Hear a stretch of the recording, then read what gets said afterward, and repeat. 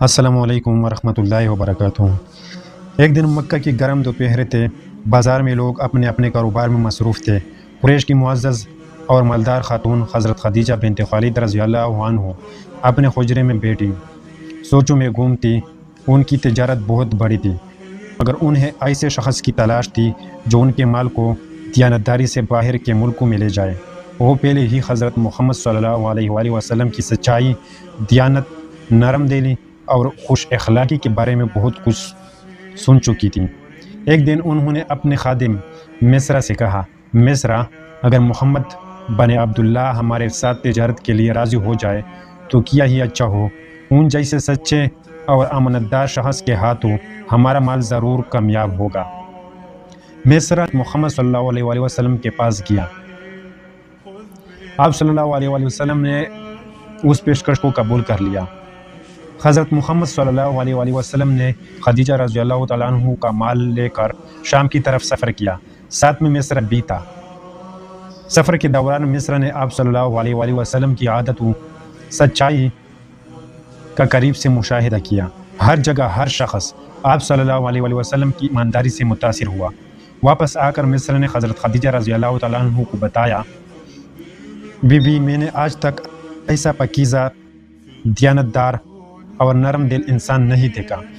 محمد صلی اللہ علیہ وآلہ وسلم نے نہ صرف تجارت میں فائدہ پہنچایا بلکہ ہر معاملے میں صداقت کا اعلیٰ نمونہ دکھایا۔ خدیجہ رضی اللہ تعالیٰ عنہ کا دل مطمئن ہو چکا تھا۔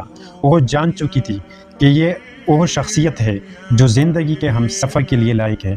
انہوں نے اپنی دوست نفیسہ بنت منیہ کے ذریعے حضرت محمد صلی اللہ علیہ وآلہ وسلم کو نکاح کا پیغام بھجوایا۔ نفیسہ نے آپ صلی اللہ علیہ وآلہ وسلم سے کہا، آپ جیسا سچا اور با اخلاق نوجوان اگر نکاح کرے تو کیسا ہوگا؟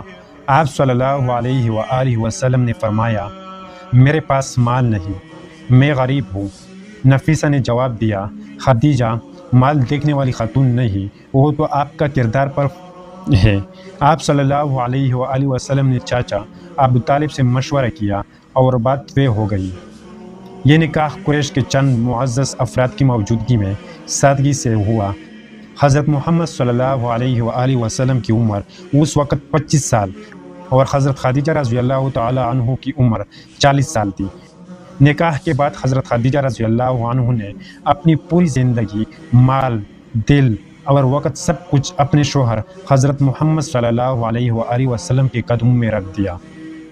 یہ رشتہ محض نکاح کا نہیں تھا بلکہ وفا، محبت، قربانی اور اثار کی لازوال داستان تھی۔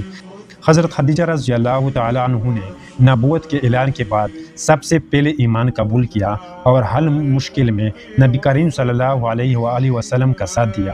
خدیجہ رضی اللہ تعالیٰ عنہ کا انتقال نبی کریم صلی اللہ علیہ وآلہ وسلم کے لیے بہت بڑا صدمہ تھا۔ آپ صلی اللہ علیہ وآلہ وسلم انہیں زندگی بھر یاد کرتے رہے۔ یہ کہانی ہمیں سکھاتی ہے کہ یہ رشتہ نبھانے کے لیے مال نہیں بلکہ کردار، محبت، وفاداری اور خلوص کی ضرورت ہوتی ہے۔ دوستو، اس طرح ویڈیو کو دیکھنے کے لیے ہمارے چینل کو سبسکرائب کریں تاکہ اس طرح آنے والے ویڈیو آپ کو بآسانی سے مل سکے۔ شکریہ۔